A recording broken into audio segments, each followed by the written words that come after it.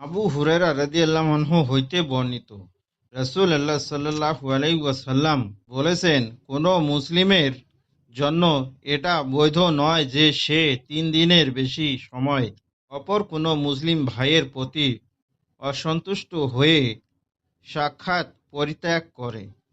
যে ব্যক্তি 3 দিনের বেশি সময় অপর ভাইকে ত্যাগ করল আর এই সময় তার মৃত্যু হলো, তবে সে জাহান্নামে প্রবেশ করবে।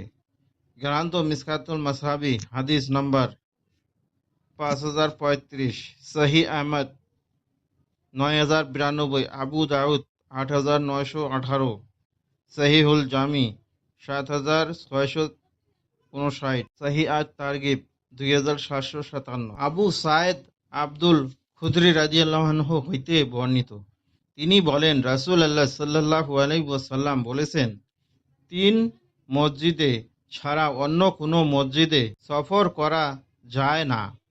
1 মসজিদে হারাম, 2 মসজিদে আকসা ও 3 আমার এই মসজিদ, মসজিদে নববী।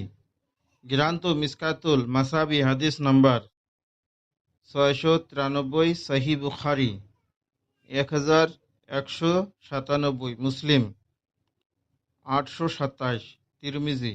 রাসূল বেতের নামাজ আদায় করার পর 3 বার পাঠ করতেন, সুবহানাল মালিকুল কুদ্দুস, অর্থ অতি পবিত্র রাজা ধীরাজ আল্লাহর পবিত্রতা ঘোষণা করছি। তাই সুন্নাত আদায়ের সাথে আপনারাও নিয়মিত আমলটি করার চেষ্টা করবেন ইনশাআল্লাহ। সুন্নানে নাসাই 1753।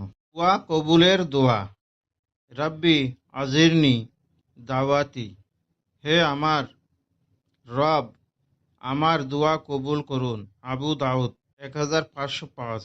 শীঘ্রই আপনার দোয়াগুলো কবুল হয়ে যাবে ইনশাআল্লাহ। জ্বরকে গালি দিও না, কারণ জ্বর বনি আদমের গুনাহগুলো এইভাবে দূর করে দেয় যেভাবে হাঁপড় লোহার মরিচা দূর করে।